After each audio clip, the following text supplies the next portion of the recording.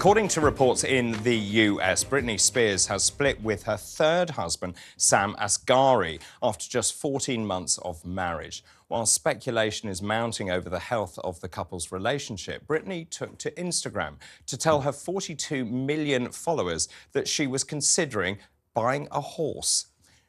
Well, I'm now joined by showbiz journalist Rebecca Toomey. Rebecca, very good to talk to you. Britney Spears back in the headlines again. What's your reading of this story? Yeah, it's actually really sad because only, last May did Britney Spears have a miscarriage in this relationship. So what we've heard is that Sam Asghari has moved out this week. He's moved out of the home they've shared and has filed for divorce. The only sort of maybe slightly positive thing is that there are reports that her prenup was ironclad, which was to protect her £47 million fortune. But really, Britney's relationship with her family and her support network is so fractured. It's very on and off. And there's deep concern at the moment about Britney's well-being, is that she hasn't got the right support network around her. While her and Sam have only been married, a year and a half, they have, been dating since 2016. So it wasn't a quick situation. He was a constant support to her throughout the conservatorship, that highly publicised situation that she was in. So it's actually just very sad, and there's a lot of concern for Britney right now. Yeah, I mean, I feel very sorry for Britney Spears. She's obviously had a very troubled time, as we know. The conservatorship, as you said, and obviously it seemed that she had turned a corner here. But again, she's been dealt another blow. 14 months of marriage. Let's hope that prenup is watertight. Just in terms of that, is there any sense of her mental state? Because that's something that's obviously been at the forefront of people's minds. Yeah, I think someone, with Britney's history, there's always a constant concern about her well-being. And what you just mentioned, what's really so sad is I think because everybody wanted such a piece of Britney throughout her career, particularly when she was younger, I think the public and her fans feel somewhat responsible, particularly that documentary that blew open the conservatorship.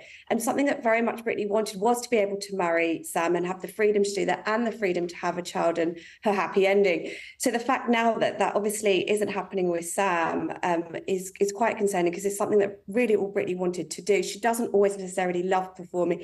She is starting to release music again, but not at the rate she used to. And really what she wanted was to have a family and have a more normal life.